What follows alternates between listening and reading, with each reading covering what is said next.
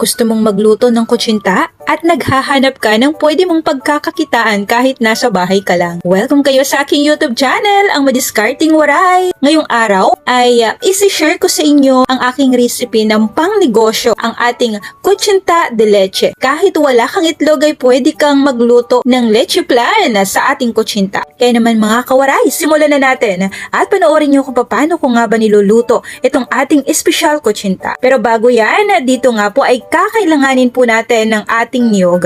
At dahil nga malayo ang bilihan ng may kinudkod ng niyog, kaya naman to the rescue si Kuya Omar na tulungan ako na biyakin itong niyog. Hindi na kasi tulad dito sa Antipolo na pupunta ka lang sa Tilipapa, mayroon ng kinayod na niyog, pwede mong bilhin. Pero dahil malayo pa nga tayo, dahil nandito pa po tayo sa Davao, kaya naman kailangan po muna natin ng tulong. Ito si Kuya Omar, dahil excited siya, 2 niyog ang kanyang kinayod. Pero dapat ay kahit na kalahati or isa nitong ating niyog ay pwede na para sa ating kutsinta dahil ito'y pang toppings lang dahil nga masipag si Kuya Omar kaya naman kinayod niya lahat.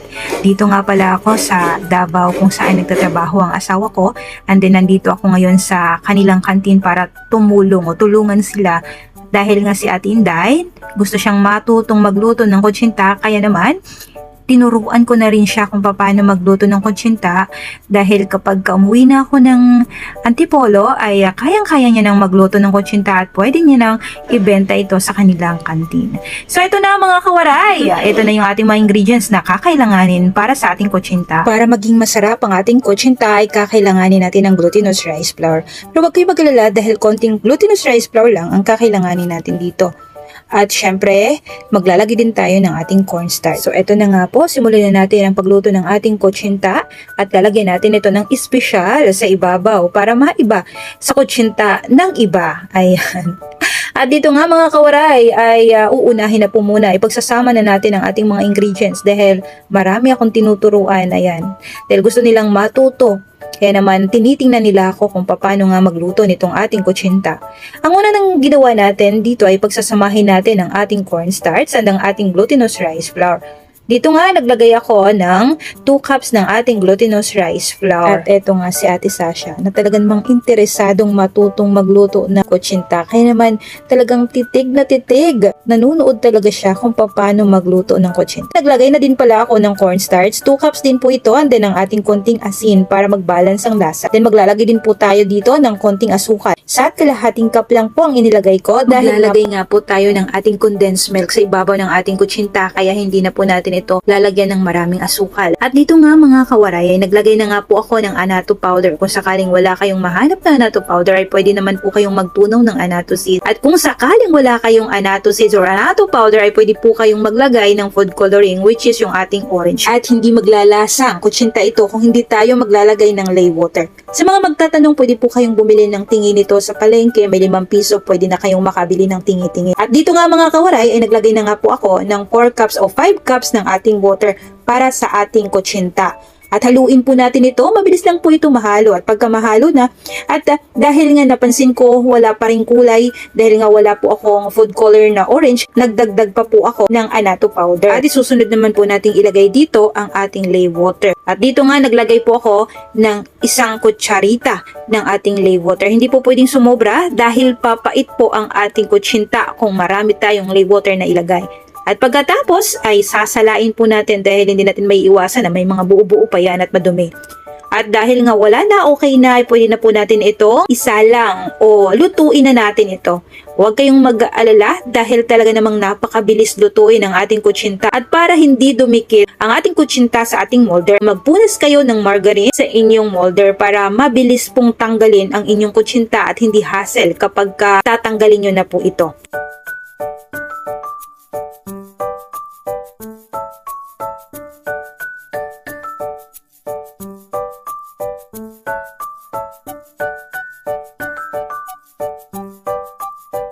At pagka natapos na nating punasan ng margarine ang ating molder, ilalagay na po natin dito ang ating kutsinta mixer. Dito mga kawaray ay tansyahin nyo na lang pero wag nyong pupunuin o aapawin ang inyong kutsinta mixture dahil maglalagay pa po tayo dyan ng ating toppings.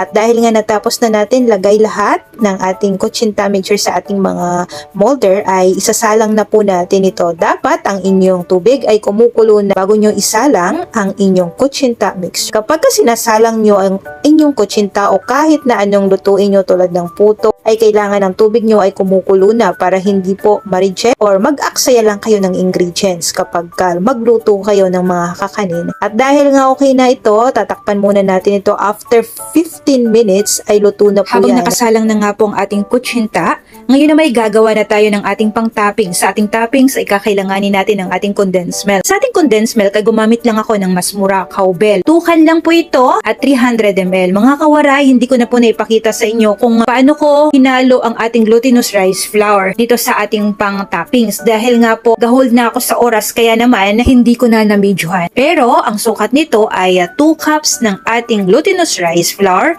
and then 2 can ng 300 ml ng condensed milk. Pinagsama ko lang sila mga kawaray. Pagka-okay na at luto ng ating kutsinta, ngayon naman ay ilalagay na po natin ang ating pang-toppings. Dito ay naglagay ako ng 1 kutsara bawat kutsinta.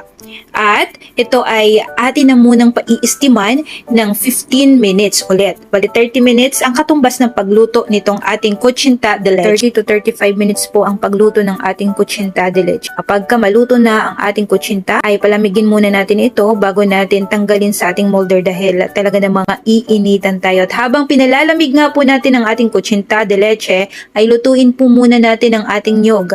Yung ating pang-toppings para sa ating kutsinta de leche.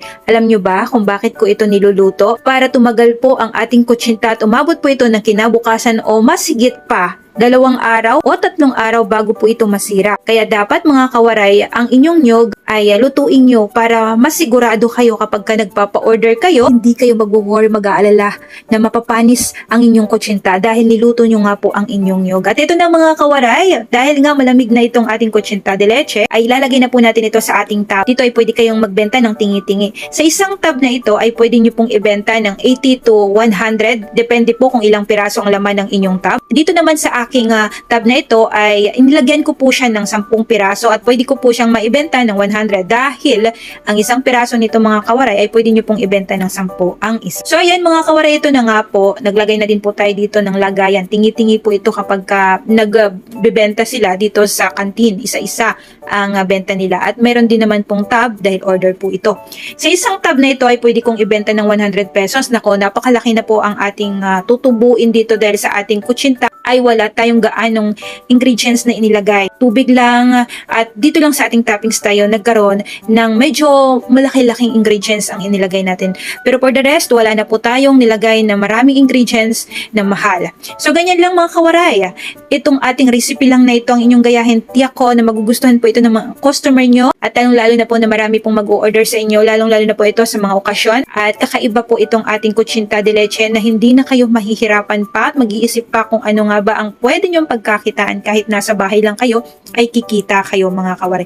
At kung nagustuhan nyo naman po itong ating recipe na ito, please subscribe my YouTube channel at syempre like nyo na din at mag-comment kayo para i-shoutout ko po kayo sa susunod na ating vlog. At dahil nga syempre marami pong nagpapa-shoutout talaga sa ating YouTube channel, gusto nilang i-shoutout sila, kaya naman mga kawaray sisimulan na natin lahat ng mga nagko-comment ay isa-isahin po nating i-shoutout. Syempre dahil kung hindi dahil sa inyo mga kawaray, walang madiscarding waray ngayon. Kaya naman gusto ko kayo ang bida sa aking YouTube channel. Thank you po sa inyo at sa tiwala nyo palagi na nandyan kayo na talaga namang nanunood kayo sa akin palagi. At ito na nga, umpisahan na nga po natin. Mag-shoutout na po tayo sa lahat ng mga nanunood ngayon sa aking YouTube channel. At simulan na nga po nating i-shoutout. Unahin po nating i-shoutout si Ma'am Lily Marmol. Ang sarap naman, isa yan sa paborito kong biko. Lutuin ko yan para sa birthday ng anak ko. Salamat Miss Jazz sa bawat share mong mga recipe. Thank you sa madiscarding waray. Thank you Ma'am Lily Marmol sa walang sawang panunood at palagi mong patuloy mong panunood at pagko-comment sa aking YouTube channel. Thank you po sa inyo Ma'am Lily Marmol. Shoutout din po natin si Mama Maria Loisa Beray Cabrera. Ang sabi niya, wow, ang sarap naman. Try ko yan. Lutuin. Dagdag ko naman yan. Bago mo recipe sa download ko. Shoutout from Albay. God bless. Hi Ma'am Maria Luis Beray, thank you po sa inyo. Sa walang sawa nyo din pong panonood sa akin at patuloy po kayong nagko-comment sa aking YouTube channel. At i-shoutout din po natin si Christy Ferry, ang sabi niya, looks delicious, thank you. Thank you din po ma'am, salamat po sa panonood nyo po sa akin at kung hindi pa kayo nakapag-subscribe sa aking YouTube channel, please subscribe my YouTube channel. At i-shoutout din po natin si User T, ang sabi niya, bakit po pag lagyan ng condensed di po nakinis ang toppings? Baka po hindi po maayos po ang pagkaluto and then ang pagkahalo nyo ng inyong toppings ma'am, or baka naman po malakas po ang inyong apoy, sorry po. At i-shoutout naman po natin, ito po ay nandito naman si Ma'am Lily Marmol. Good evening Miss Jess, wow ang sarap naman, fishball, pwede pong ulam, swak sa budget, thank you for sharing, madiscarding waray talaga. Yes po ma'am, pwede po yung ulam at talaga namang kahit sauce ay pwede nyo pong ulamin. At shoutout din po natin, ito ay nagbabalik si Rene Cervantes. Wow, ang sarap naman yan, ang sabi ni Ma'am Rene Cervantes or Sir Rene Cervantes. At syempre, shoutout po natin ang asawa ni Sir Rene Cervantes, si Ma'am Helen. Thank you po sa inyo, supportan nyo po sa aking YouTube channel. Si User siya, sabi niya, wow, ang sarap naman yan. Gumawa din kami niyan, kaya lang ay isda na inihaw ang gamit namin na pwede rin pong hipon. Masarap yan, kawaray. Yes po ma'am, kahit ano naman po ay pwede po sa ating fishball. Ayan. Shoutout din po natin si Ninja Nilas Kulanag. Ang sabi niya, mukhang masarap po. Gusto kong itry. Thank you for sharing. Thank you po sa panonood niyo po sa akin na patuloy kayong nandito at sumusuporta sa aking maliit na YouTube channel. Shoutout din po natin si Lorna Ma'am Batali, ang sabihin, thank you Ma'am Jazz sa walang sawang pag-share ng mga recipe mo. God bless more. Thank you din po sa inyo sa walang sawang panonood nyo po sa aking YouTube channel at nandyan po kayo na palaging nagko-comment sa akin at sumusuporta. Thank you po sa inyo. Shoutout din po natin si Crescencia Ganas. Masarap naman yan. Try ko po yan. Thank you po. Shoutout din po natin si Melenda Livara. Ang sabi niya, wow, may pandagdag negosyo na ako. Thank you po ma'am. At sana makatulong po sa inyo itong ating recipe at may pangdagdag income na naman po kayo. Shoutout din po natin si Ma'am Telma Manalang. Shoutout po sa inyo. Wow, ang sarap naman yan. Thank you sa pag-sharing sa recipe. Thank you din po. Sana'y magustuhan nyo po ang lasa kung sakaling matry nyo po ito ma'am, na talaga namang magugustuhan po ito ng inyong mga customer at tsako na talagang magiging paborito po nila. Shoutout din po natin si Annaliza Velasquez. Wow, ang sarap naman na ibabahagi mong recipe. Wow, ang sarap naman na ibabahagi mong recipe mo. God bless Ma'am Jasmine. Thank you po. Shoutout din po natin si Teresita Vergara. Ayan, sa lahat ng mga nanunood, shoutout po sa inyo. Wow, ang sarap naman ito. Gagawin ko yan. Thank you po. Shoutout din po natin si Gisabel Gasang. Ang sabi niya, anong size po ng cup? Shoutout din po natin si Rian Joy Villero. Ang sabi niya, try ko yan sis, lutuin. Mahilig din ako magluto. From Leyte ako. Shoutout po sa ating mga kababayan. Ayan, shoutout po sa lahat ng mga kababayan na nanunood sa ating YouTube channel. Shoutout din po natin si Angela Lanab. Wow, ang sarap nito. Salamat sa pagbahagi. Thank you po. Shoutout din po natin si User si Kawaray. Salamat sa pag-share ng mga luto mo. Sinusubaybayan ko ang mga vlog mo. Waray din po ako. Ayan, shout out po sa lahat ng mga taga-Waray dyan. At sa lahat ng mga kababayan ko. Shout out po sa inyong lahat. Salamat sa patuloy na panunood nyo sa aking YouTube channel. Shout out din po natin si Shirley Lina Marie. Ang sabi niya, wow, thank you for sharing. Thank you po sa inyo sa walang sawang panonood nyo sa aking YouTube channel hanggang sa susunod at sana'y patuloy pa po kayong sumuporta sa aking YouTube channel. Thank you and God bless po sa ating lahat mga kawaray!